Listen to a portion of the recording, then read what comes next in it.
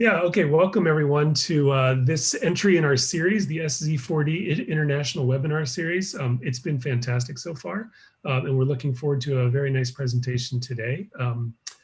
Uh, I just want to say at the beginning that SZ4D is an initiative based in the US right now for planning purposes for what we hope to be a really decadal scale international and integrated program to study subduction zone processes, especially those related to geohazards.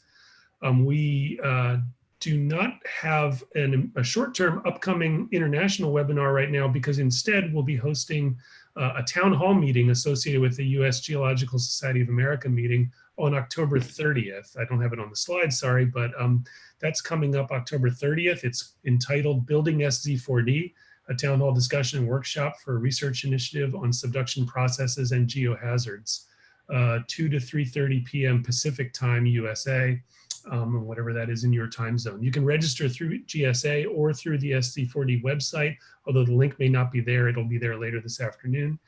You don't have to be an attendee of the GSA meeting to join. It's open to anyone. With that, I'll turn it over to Emily Brodsky to introduce today's speaker. Hello, everyone. Thanks for joining us. I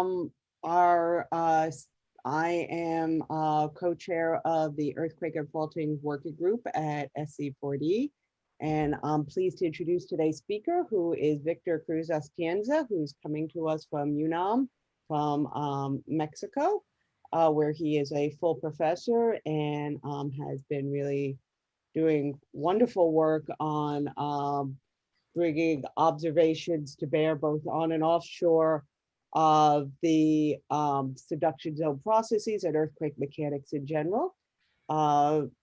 Victor did his undergrad and master's work at UNAM and then got his PhD from JOSE.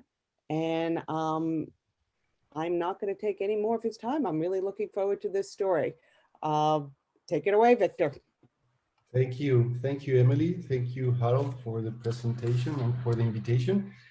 For me, I'm very pleased to be able to share with you what we have working on during the several years, which is an interesting work, but not so.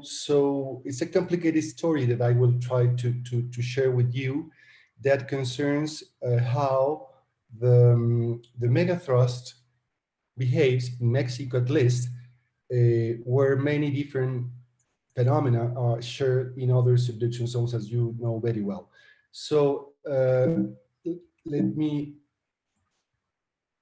introduce just my collaborators. There are many people behind what I'm going to present. First of all, Carlos Villafuerte, one PhD student, a very extraordinary PhD student I have that has been working in many things that I present. Josué Tavo, professor from Faculty of Engineering of UNAM, Matt Way, that has been working in the last year with us to do some modeling that we'll see in a couple of later on.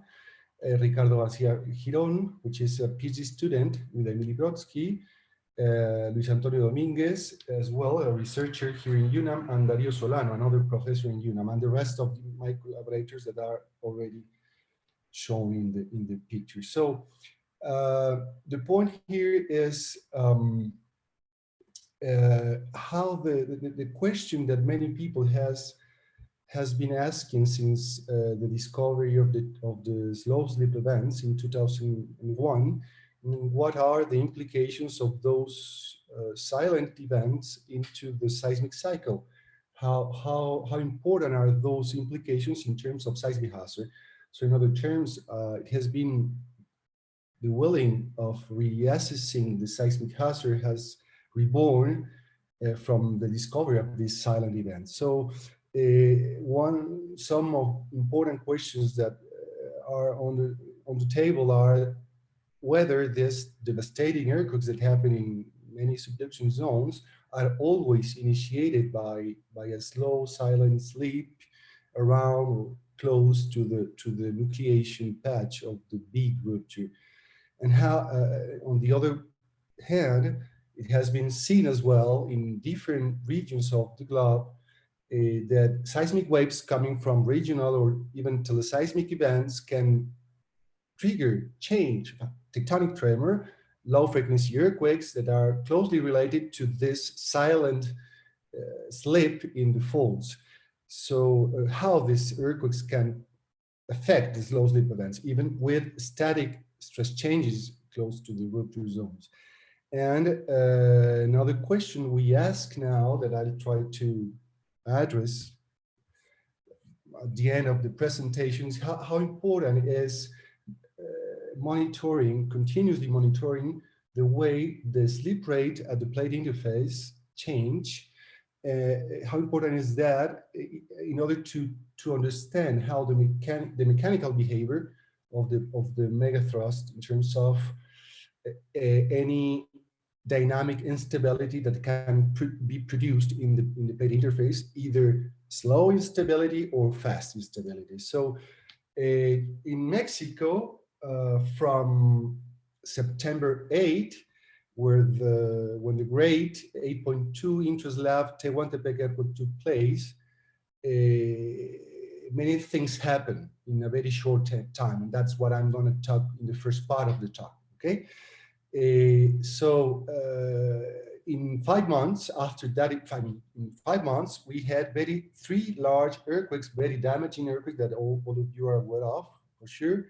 So the first one just mentioned, the 8.2, and here also the 7.1 earthquake, intraslab earthquake, 54 kilometers depth, very close to Mexico City, that had produced a lot of large damage in the city, a lot of buildings collapsed and people died as well.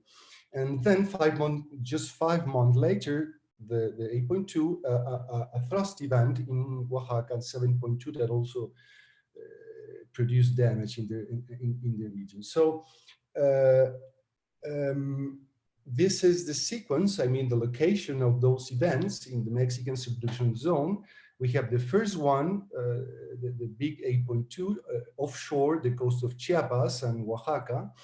And here we see a part of the aftershock reported by the Servicio Sismológico Nacional in Mexico, and intraslab normal faulting earthquake.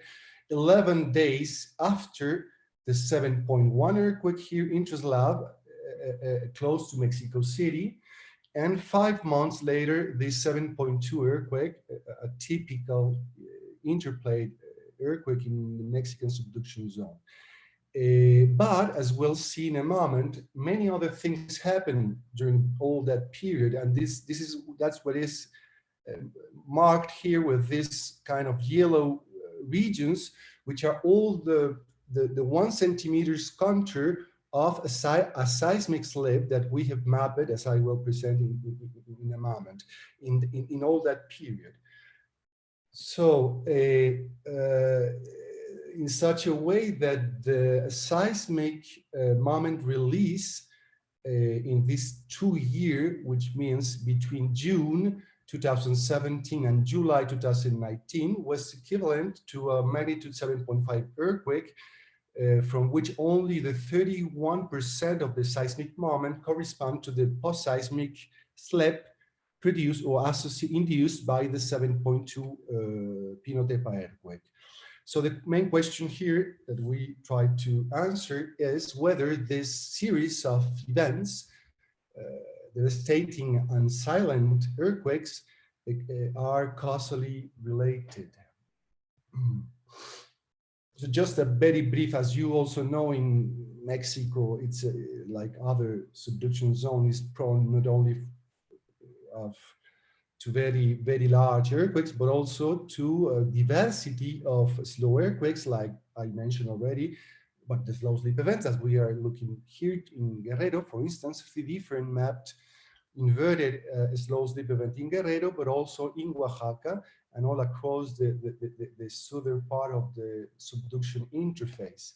And also tectonic tremor, low frequency earthquakes that happen, that are always associated with even long-term slow slip event or short-term which are much more difficult to detect, but that we understood that are always related to those silent processes in the subduction interface.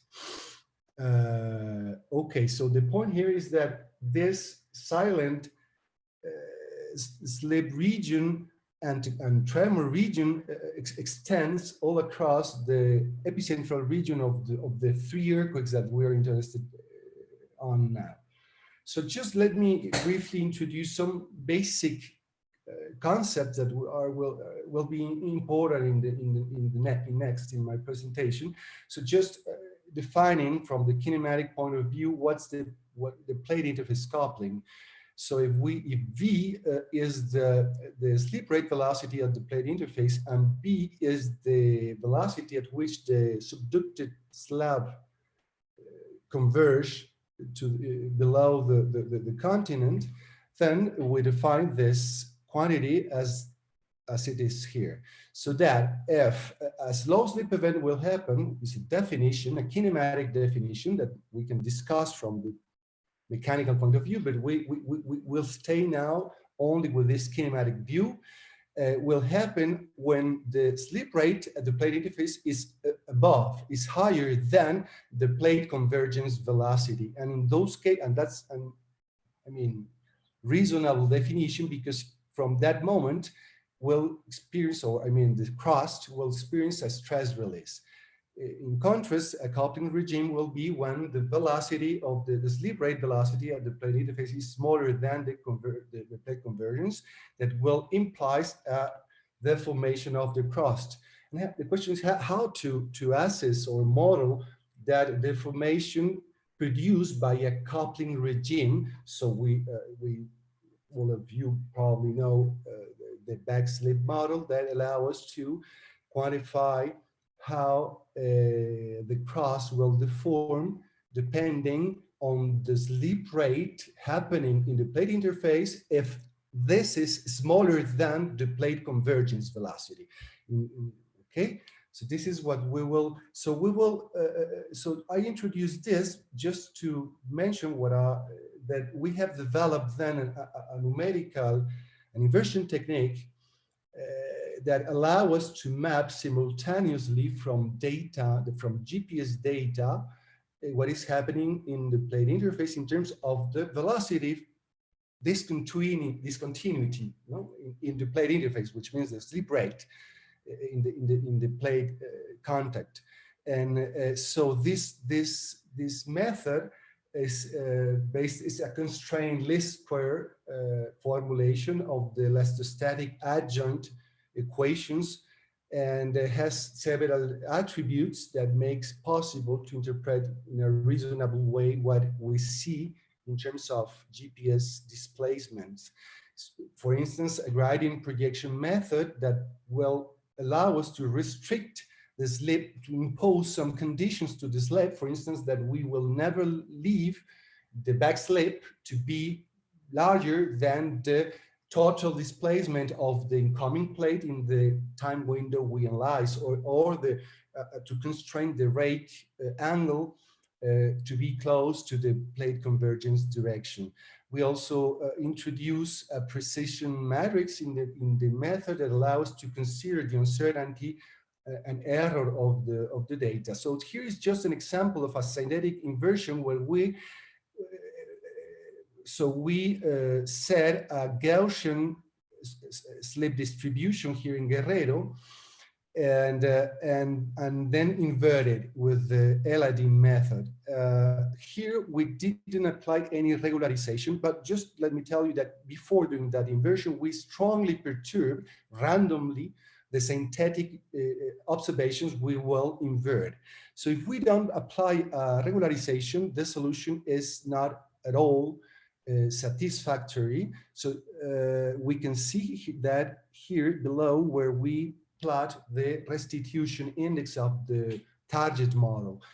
If it is 1, so the solution is reached. So, but as we increase the correlation length, I didn't mention, sorry, that we also introduced a von Karman regularization function to have a control in the wave number content of the solution. So as we increase the length of that correlation, we see how we can reconstruct extremely well the target model.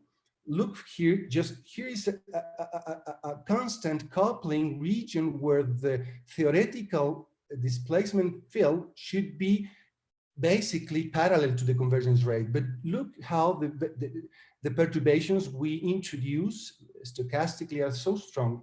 And despite that, the method can recover very, very nicely what is happening. Of course, we have done many other tests, checkerboard tests that I can show you if you want. So let's move on. So this is just one of example of a real data inversion for an 8-month period just before the earthquake sequence. And we typically see an interseismic deformation regime where most of GPS stations move toward inland, toward the continent. And here we see that most of the recovers left in the plate interface correspond to a coupling regime, except in this part. Okay. So then we start with the sequence. So just in June 2017, a slow slip event started to occur in Guerrero. So here we see the signals produced by the event and how and the solution of the inversion.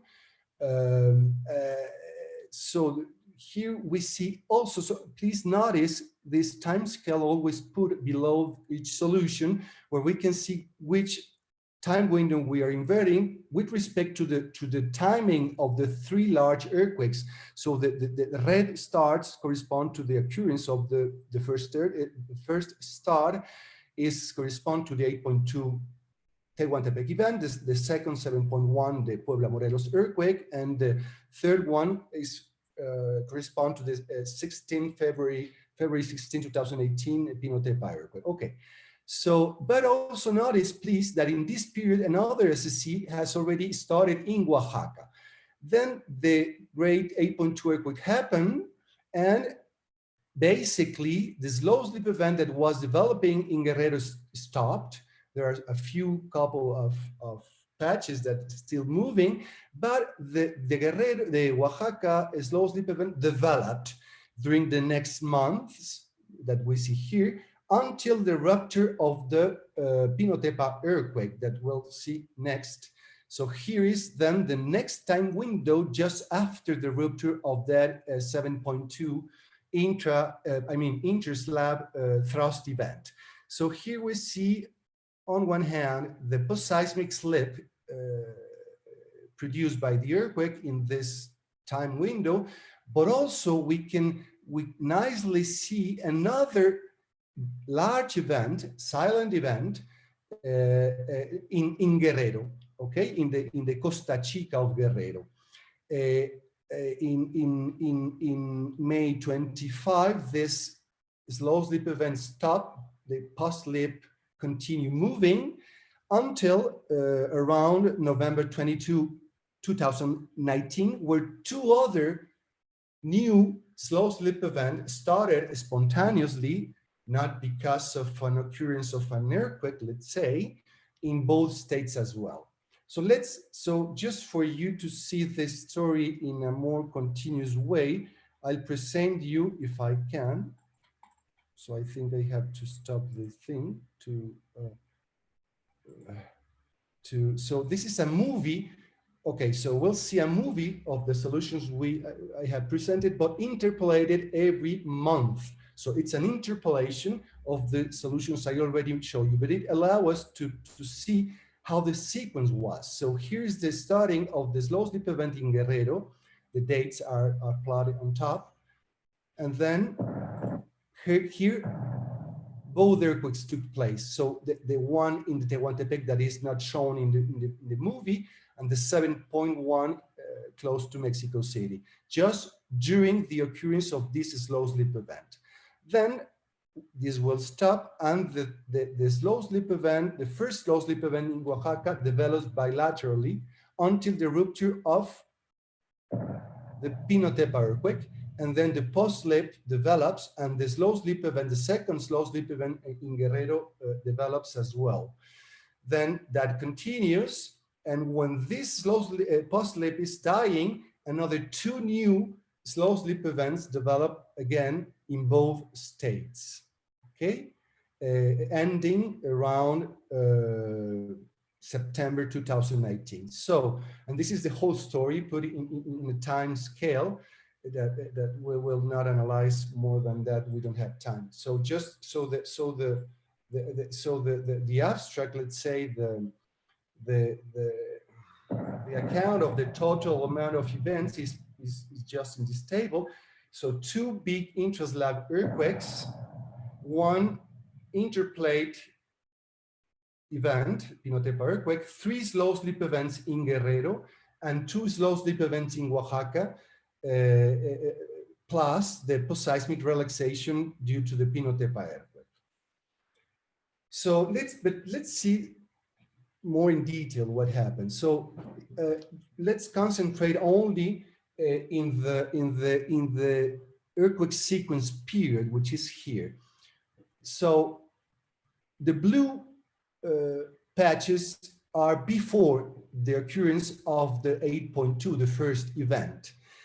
When it happens, so if we look into the GPS signals, for instance, in these two stations here, the Oaxaca, we see how the slow slip event clearly started before the occurrence of the 8.2.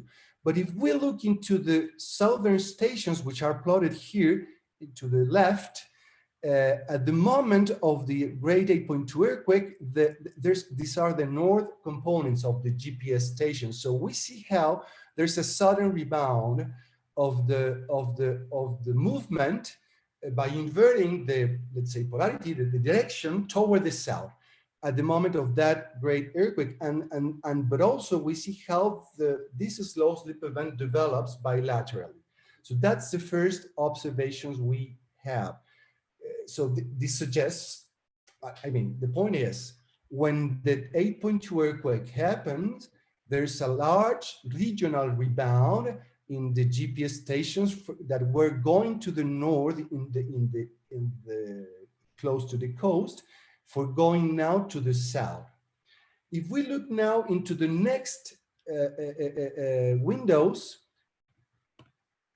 so this is the last one we saw in previous slide, then the 7.2 earthquake happened. So if we look into the right here, the stations, the blue stations plotted in the map, we see also that before the 7.2 earthquake, there was already a stress release, I mean, movement to the south in these 3 stations. But at the moment of the earthquake, let's see now, the left panel that shows the GPS signals in the red triangles here, there's again a sudden rebound to the south of the deformation pattern.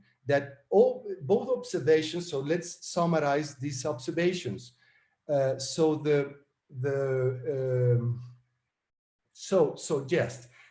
first question, the first observation is that both the 7.2 Puebla Morelos earthquake and the 7.2 Pinotepa earthquake, so these 2 earthquakes occur during the development of a slow slip event. So first thing to notice, here we see here the timeline in Oaxaca and Guerrero. So we had a slow slip event in Guerrero, then the 7.1 intraslab occurred Puebla Morelos, a slow slip event that started before the 8.2 developed until the rupture of the 7.2. The second observation is that there was a sharp change in the crustal deformation regime at the moment of both earthquakes, I mean the 8.2 and the 7.2 earthquakes. Some questions we will address now is it possible that the Guerrero and Oaxaca slow slip events could have promoted the rupture of the 7.1 Puebla Morelos earthquake, intraslab earthquake, and the 7.2 Pinotepa earthquakes, and the earthquake. And the other is that is it possible that the Tehuacan and Pinotepa earthquakes produce such an abrupt change in the crustal deformation probably by altering or triggering slow slip event, the slow slip events we have already reported. So first, let's assess what happened in the seismogenic fault of the 7.2 intraslab seismogenic fault, normal faulting earthquake here in Puebla Morelos event during the development of the 2017 Guerrero slow slip event. So here we see a more detailed inversion of the event and how all this is a seismic slip evolution. I say a seismic slip because we are, as I already mentioned, inverting for the relaxing slip, which means the slow slip event, but also for the coupling regime, so which is the back slip. So how this complete slip rate field in the plate interface translate into the Coulomb failure stress in the seismogenic fault. And we see here what happens in a 20 kilometers radio region around the hypocenter of the earthquake, and we see how in the 40 days before the earthquake, so the blue line shows the total Coulomb failure produced by both the slow slip event plus the coupling.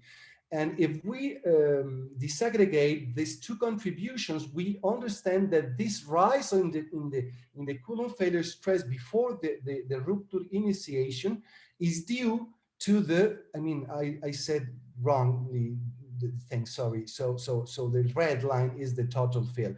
If we disaggregate that field, so we see that how the raise in the Coulomb failure stress correspond or is due to the interseismic coupling, but and not because or due to the slow slip event. That's a very interesting observation that suggests that this slow slip event and the changes in the interseismic, interplate coupling that are certainly linked to the evolution of the slow slip event, as we will see later on, could have promoted the triggering of that earthquake. So let's see more in detail the next event, because here we can also study other things that are not able to be studied in the interslab event, because there are almost no aftershocks on seismicity to analyze. So here the same, the inversion of the slow slip event, Oaxaca slow slip event, and the associated increments of the Coulomb failure stress in the whole 3D plate interface. And we see how here in the epicentral region of the Pinotepa earthquake, there is a clear rise of the Coulomb failure stress. Here is the evolution of the slow slip event to the north of the hypocenter, and here's the final stress that reached values above 500 kilopascal, more than 5 bar. If we look more into detail this and exploit what the inversion give us, the whole information they give us, we also see that two things. What I already mentioned, how the Coulomb failure grows in the hypocentral regions from the occurrence of the 8.2 event, but also how the interplate slip rate tends to decrease, always below the plate convergence velocity, which means always in a coupling regime. So we have two things: a rise in the Coulomb failure stress during the development of the slow slip event north of the hypocenter, but also a decrease of the interplate slip rate, which means an increase of the interplate coupling. So we then started to look into detail the seismicity previous to the earthquake, and we did a very exhaustive search for events using two complementary template matching techniques. So here I'm just showing you some examples of the detections. We found more than almost 6,000 detections in the year preceding the earthquake, and that allow us to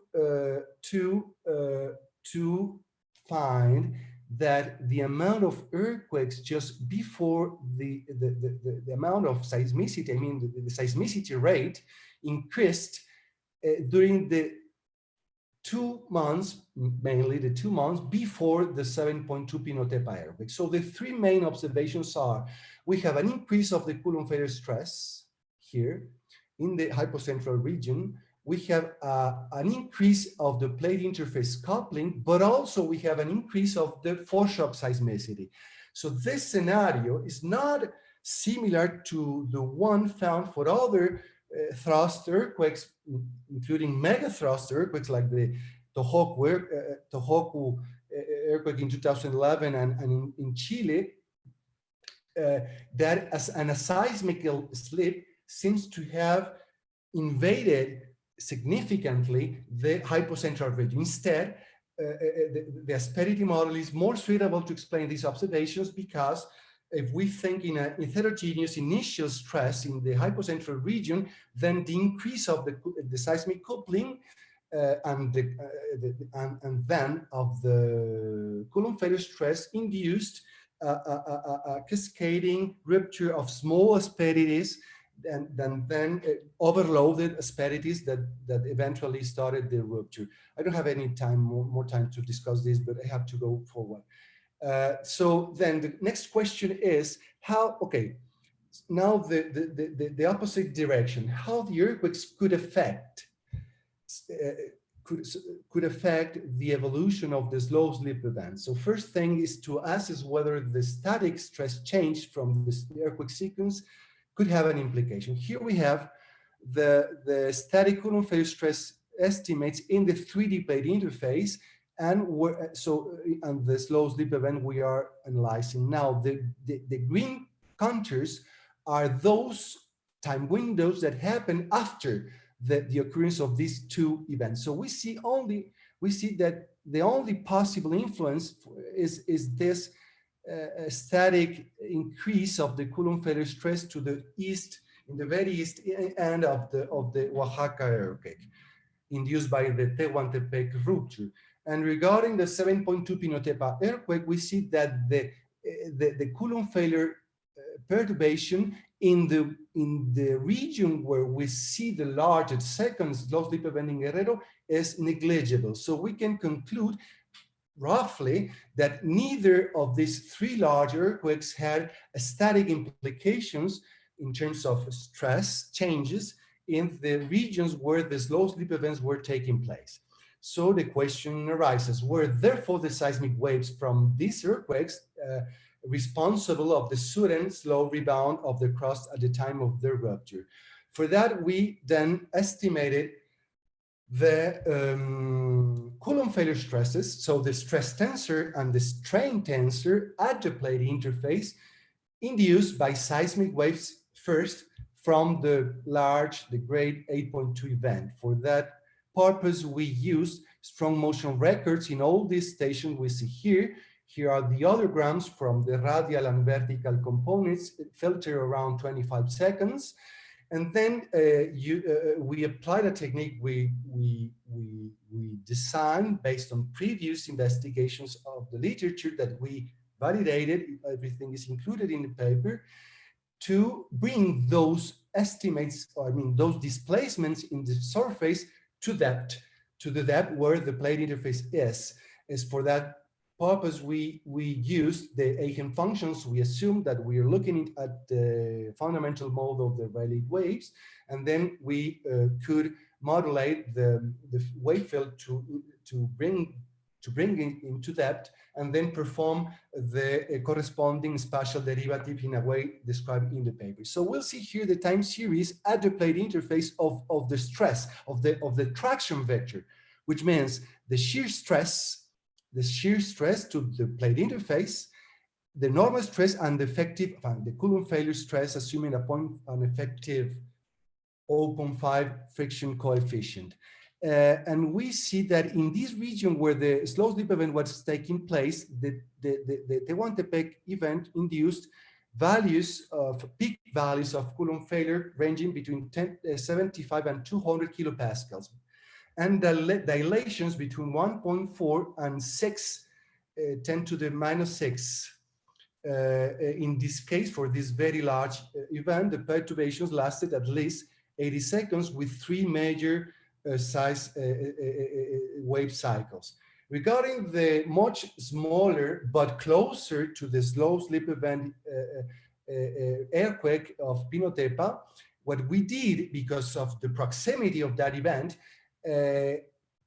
certainly body waves, higher frequency waves, could have important implications as well in the potential effect, in its potential triggering, in its triggering potential of a slow slip event. So what we did was performing a complete 3D kinematic source simulation of the event by using a sophisticated earthquake source generator done by Carlos Villafuerte in his PhD thesis. And here was validated against many observations of that event. So peak values in the whole region were compared with this synthetic model, and this is very satisfactory up to a 1 Hz frequency. Here we see then the peak Coulomb failure stress values in the whole 3D plate interface, and we see how in this region where the second slow slip event in Guerrero took place, peak Coulomb failure stress are between 100 and 150 kilopascals. But also the perturbations of this earthquake were much shorter in time because it's a much smaller event, so around 30 seconds, but multiple, of course, wave cycles. So now, this is just the conclusions regarding this dynamic perturbations that we have quantified it. The question now is there is it physically possible that those seismic or dynamic perturbations from both earthquakes could dynamically enhance or trigger the 2007 Oaxaca and 2018 Guerrero SSCs, which means in this cartoon that what we are asking now if whether the seismic waves from the large Tehuantepec could have important dynamic implications in the development of this slow slip event in Oaxaca first, but also whether seismic waves from the Pinotepa earthquake in Oaxaca could have dynamic implications in the initiation of this slow slip event of Guerrero, the second one. For that purpose, we did some rate and state modeling based on previous efforts by Matt Way and his colleagues.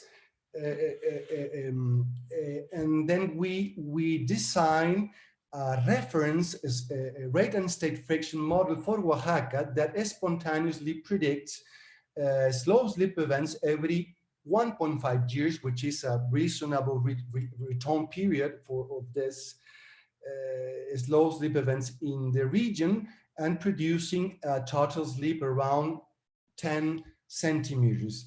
And here we are shown the constitutive friction parameters set for the model. So we have a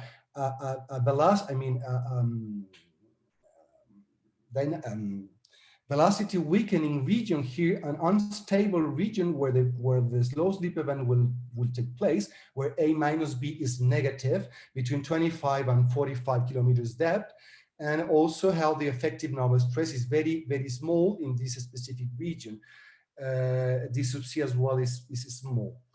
Okay, so this model that spontaneously predict in a reasonable way what happens in Oaxaca, if we input into that model let's say the estimated stress perturbation at the plate interface just right where the slow slip event happened, which are shown here, then this is the response of the model. To the left, we see a typical spontaneous slow slip event predicted by the reference model.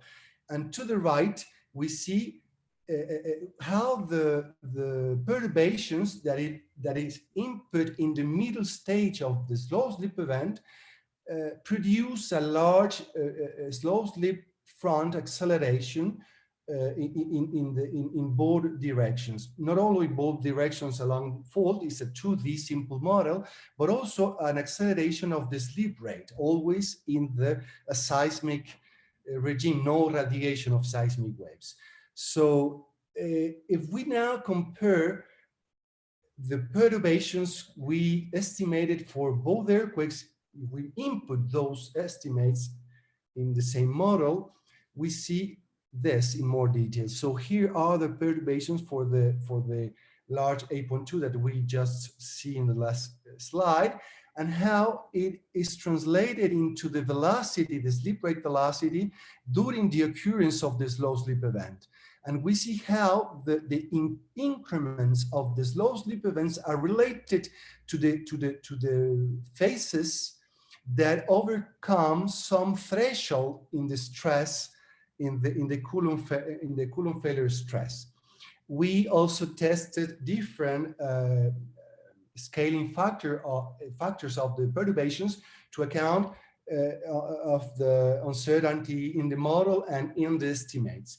Something similar happened with the 7.2 earthquake, but this perturbation, which is much shorter in time, has a lot of wiggles perturbing the stress in the interface, so that we see how these increments in the sleep are smaller than those produced by the large waves of the 8.2 event, but that at the end could produce a total sleep which is significant, that may reach produce a final sleep twice as large as the reference spontaneous model. So the point here is, one important conclusion is that the frequency, the dominant period of the dynamic perturbations coming from the earthquake are important for their triggering potential of a slow sleep event. The longer is the period, so more time those wheels will overcome the threshold, the necessary threshold to induce the acceleration of the slow sleep event. However, in a smaller event, if we have much more wiggles, the summation of all those higher frequency, shorter period perturbation could also have effective perturbation, important effective perturbation. So going to the end of this part, I just want to make a kind of overview. So we have roughly see that the occurrence of the slow sleep events in Guerrero and Oaxaca could have promoted the rupture first of the 7.1 Puebla Morelos earthquake, Intraslav earthquake, but also the 7.2 interplate Pinotepa earthquake.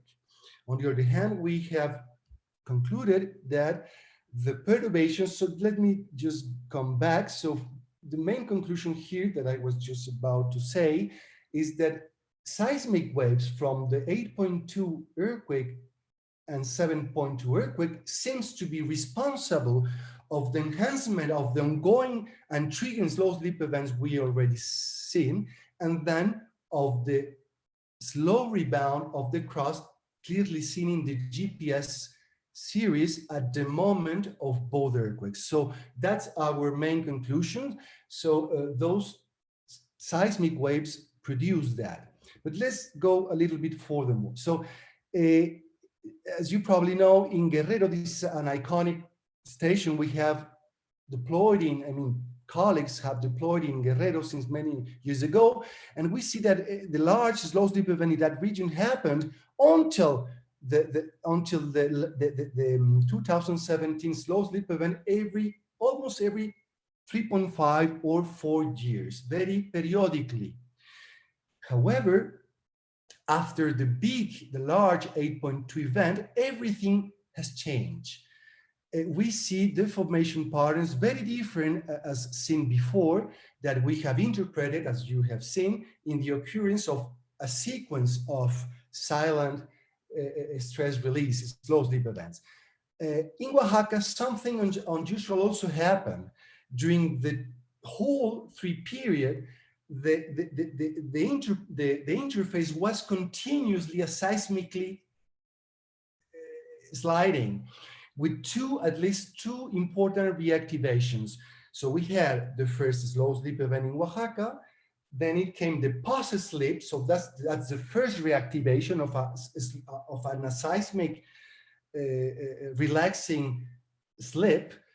Then when this post-seismic slip was about to finish, another slow slip event in the same region of Oaxaca started again. So this is unusual. Other similar events as the Pinotepa earthquake have happened in the past, and never a slow slip event just at the end of this post-seismic relaxation has started again. Here we can say that, at least from these observations, that the large rupture of the 8.2 large rupture seems to have perturbed in a regional scale along this 650 kilometers long band of a seismic slip release, the slow slip beating that was particularly in Guerrero very periodic. So what we propose, what has been already discussed by other authors, very interesting work that has been presented in the last several years. For instance, here from Paul Johnson and his team, he's working with granular media in his laboratory, and he has documented and studied very deeply how these kind of materials that can be assimilated or, yes, close to the mechanical properties of the fault zone materials behave once the strain of a dynamic perturbation overcome a given threshold. That will, of course, depends on the effective stress in that material. As we know, where the slow slip event happens, there are large evidence that there is a very high hydrostatic pressure, so very low effective pressure. So the threshold at which the strain beyond the threshold, the strain threshold beyond which this material start experiences what Johnson calls the anomalous nonlinear dynamics, which means a sudden drop of the modulus of the fault zone. It will be lower. The smaller is the effective pressure in the fault zone, as the lower is as well the strain threshold from which this property, the shear strand of the materials drop. And they showed how this mechanism can explain not only the occurrence or the properness of a big earthquake by successive perturbation by seismic waves of different events, but also the spontaneous occurrence of slow slip events in the laboratory when this transient perturbation of the elastic properties of the material happen. So it is then reasonable to think that seismic waves from the 8.2 Tehuantepec earthquake were responsible of this extraordinary disruption of the SSC cycle we observed at a regional scale, but even for facilitating the dynamic triggering of the slow slip event, we have started with the very simple rate and state model that doesn't take into account this, of course, this plausible changes of the elastic properties of the fault zone. The same hypothesis, which means this transient change of properties, can be applied for explaining the triggering of the Puebla, Morelos, and Pinotepa earthquakes. We have given some strong arguments, I think, especially for the Pinotepa earthquake, for this triggering. So this could also be a mechanism. But just to go to the end here, but everything continues after this sequence. As you know, 7.4 earthquake took place in Huatulco this year in June 23 of this year. So this is the static deformation produced by the earthquake as seen in the interferometric INSAR images processed here by colleague Darío Solano from UNAM, very nice signals. So what we did was to invert first that coseismic slip. For that purpose, we used the same inversion technique, the Aladdin method, by inverting simultaneously the INSAR data, but also the GPS static fields that we have very close to the hypocenter. And we see how the earthquake, the main rupture happened just down deep from the hypocenter that we have relocated, and between 22 and 32 kilometers depth. And it is probably a repetition of a 1965 event. But the most important thing is not that. So what we ask is how important are changes in the interplate slip rate, that's the spirit of the investigation we are doing, the changes of the interplate slip rate for understanding the mechanical, dynamic response of the subduction megathrust. Because, as has been documented recently and in the last years, changes in this velocity, plate interface velocity, has strong implications in the friction where the slow slip events happen. So if we can map how slow, the velocity at the interface change, even in the coupling regime, not only during a slow slip event, could lead us to a better picture of the conditions that trigger instabilities in the megathrust, either slow or rapid. So what happens before and after the Huatulco earthquake, and what implication it has in the previous history we have shown across the whole presentation. So here I present you just very quickly, I'm going close to the end already, the inversion of the GPS series before the Huatulco earthquake. So here is the timing of the event, and we see how there was a third slow slip event in Oaxaca. A third slow slip event from June 2017. That is very clear, seen in the stations to the north. But if we invert the previous time windows, we see how the coupling, please notice how the interplate coupling evolves from time one window to the next, so that just before the occurrence of the slow slip event in the previous two months before the earthquake, there was the whole region decoupled, okay? Which means that the slip rate start to rise, always smaller than the plate interface, the plate interface convergence velocity, but it started to decouple to prepare the initiation of the slow slip event on one hand, but also please notice what happens here with the coupling in the region where the 7.2 event took place. There is a very large increase of the coupling, which means slip rate stop in that future rupture region during the occurrence of the slow slip event. Regarding what happened afterwards, very interesting as well. Look at this, please. Just coming back here in the 1978 rupture area, another thrust event that happened here in Oaxaca, the last one in this region. Look how coupling changed with time as well. So we have carefully see the resolution. There may be some things that are not necessarily real, of course, but we have done many resolution tests with this configuration of the seismic stations.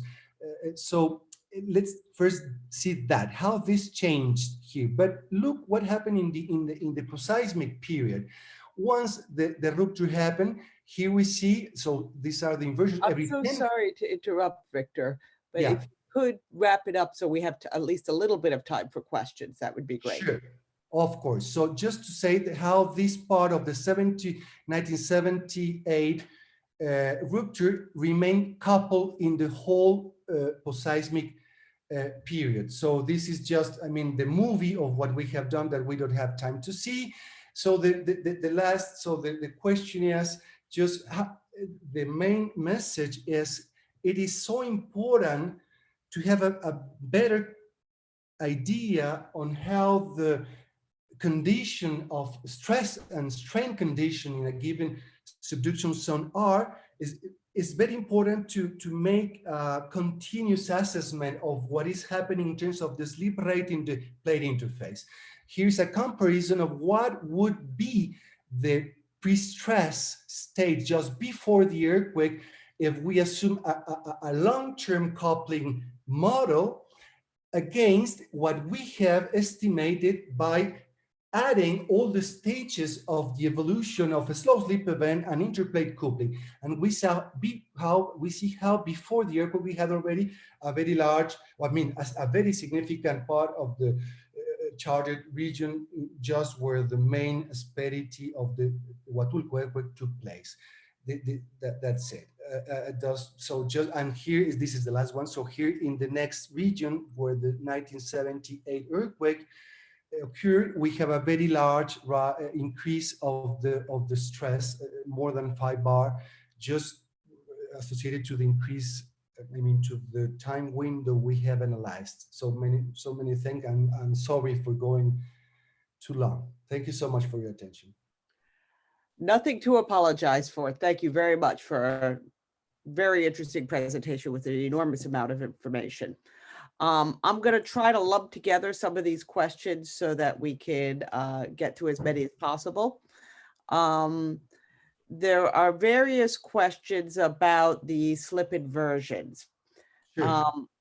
One of Frederick Tillman asks, how do you separate the time-dependent PIC from the slow slip events? In the end, both represent slip on the interface. And I think a couple other people asked various versions of that question.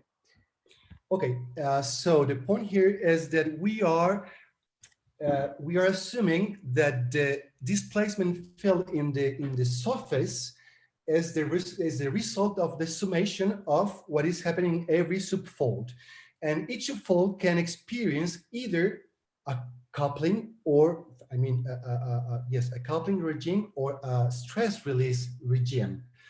So for the coupling regime, what we are inverting is the back slip that can be translated. So with the back slip, we have the associated strain field to that couple subfold. If the next neighboring fold subfold is just slipping freely, releasing stress, then the deformation induced by that fold will be in the opposite side, so that the summation of those contributions in the surface is what we consider as the synthetic or model prediction. So the method is simultaneously determining the back slip, so the slip in the up dip direction, but also in the down dip direction. The down dip direction being the back slip. So that's the way. So we are not separating. We are not doing what most of people do, that processing the GPS signals to remove the interseismic tendons. So we are using raw data from GPS with carefully processed and interpret that deformations in terms of this what I just explained, so that we can have regions here where the interplate coupling is moving to the northern GPS stations, while we have other stations where the strain is released. Great, thank you very much. I think that addresses a number of questions. Paul Siegel asks, for the 7.2 Pinotempo earthquake, can you rule out the slow slip earthquake penetrating into the hypercentral region? That's a critical question, of course. So here's the most robust inversion we have. It is difficult to say that we are completely sure that this part of the slow slip event did not penetrate in some degree that the hypocentral region. But we did very carefully, and in the paper we have the inversions, we have a much shorter time window inversion, and even though a small amount of slow slip penetrated the hypocentral region, the associated Coulomb failure stress was always going up. So yes, I don't want to claim that the hypocentral region was completely locked. No, I don't think that happens never. But what it is clear to me is that at least there was not a big slow slip event completely going through the hypocentral region. Okay, thank you. I see that it is noon now. I think I'm going to take the liberty, if Victor's okay with it, of asking a few more questions, but if anybody needs to leave, obviously, it's not particularly hard to get yourself out of the room. It's not like a regular seminar where you're trapped.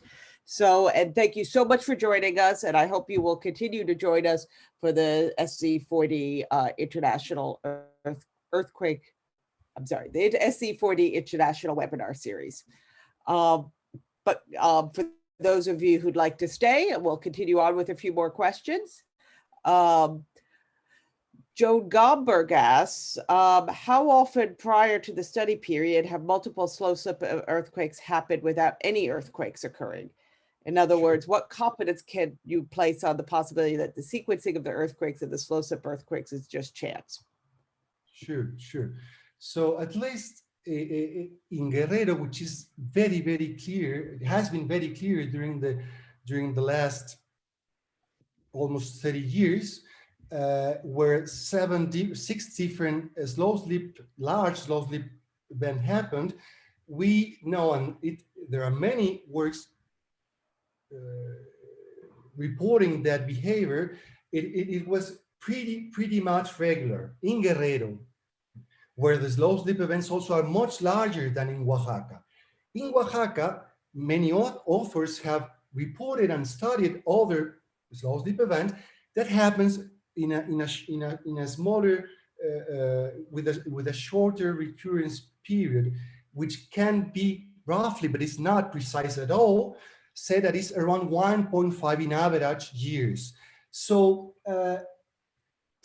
the disruption of this seismic behavior due to the 8.2 is translated into Guerrero, as we just showed, by the occurrence of many, or I mean at least 2 other slow slip events with recurrence periods of 0.5 and 0.5 years against the 3.5 and 4 years that were very clearly and periodically reported. In Oaxaca, the anomalous thing is that the interplate, the plate interface was sliding or remained sliding seismically during the whole 3 years period with 2 reactivations that has been not seen in this way before. That's, I hope to be clear with the response. Thank you.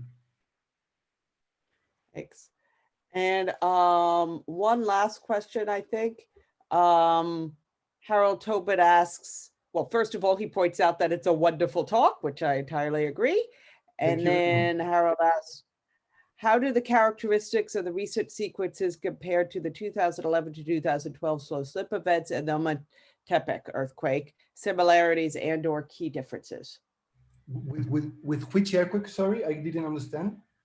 In 2011 to 2012 slow slip earthquake, and excuse my pronunciation, Ometepec. Ah, okay, sure. Sure, no, at all. Thank you so much. So, yes, the March 20th, 2012 Ometepec event, which is very close to the Pinotepa earthquake. No, here it happened here in 2020. So how different? So at least, even though the post-seismic relaxation of the Ometepec event was very long as well, it lasted more than, and it has been studied as well, very large post-seismic relaxation in Oaxaca. There was not a slow slip event initiating before recovering the coupling regime, so the interseismic deformation regime. And regarding the 2011 and 12 events, I mean, he was just asking, I think, about the Oaxaca region. So although it is more difficult to say that in Oaxaca, what we have reported is very much different with respect to what has been seen previously than in Guerrero. In Guerrero is very clear. I think because of the arguments I already said, that in Oaxaca even things has changed because of this very, very long seismic slip happening continuously and with the reactivations. That's it. So it seems that the plate interface mechanical properties change in such a way that with a smaller initial stress, because it has been released by the post-seismic slip, etc., you can continue releasing seismically whatever remains in the crust in terms of deformation. Yeah. Okay, thank you. And actually, one more question snuck in here. So Sure. if you don't mind, one more. No. From Heidi Houston asks, what is the significance of the long-term 20-year increase of 20 centimeters at Kaya at station CAYA? Right. So she is mentioning the long term, no? Sure. So we have, of course, we are now studying in detail what is happening and has been happening since a long time ago in the Guerrero seismic gap.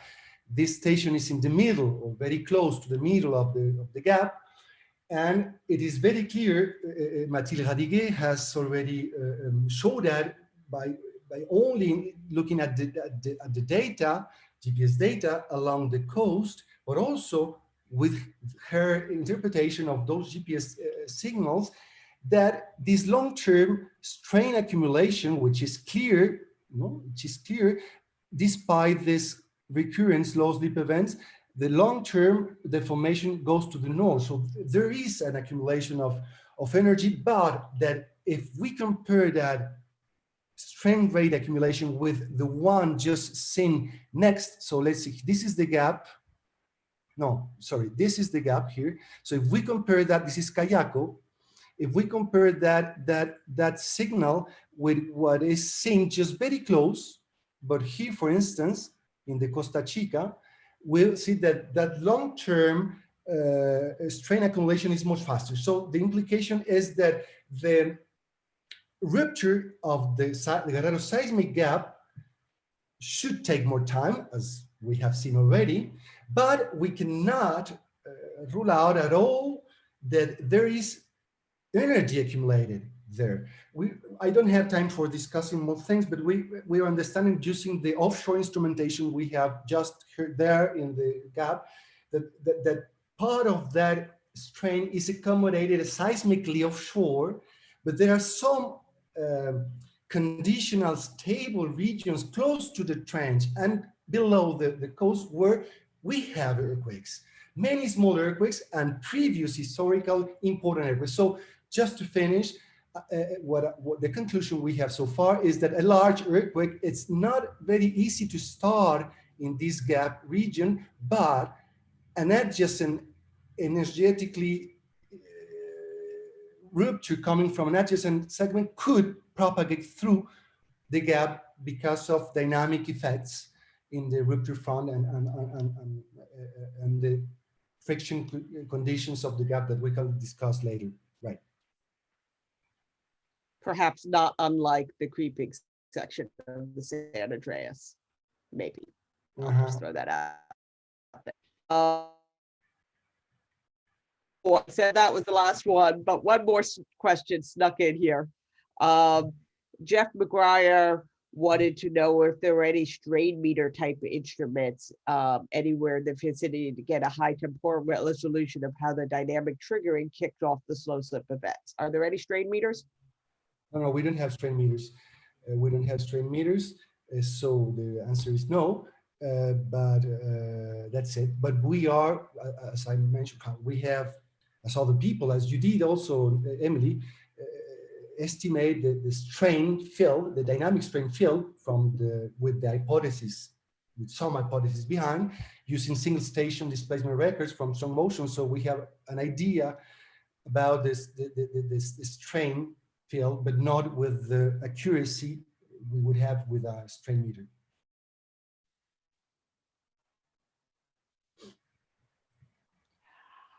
Okay, well, I think that is it.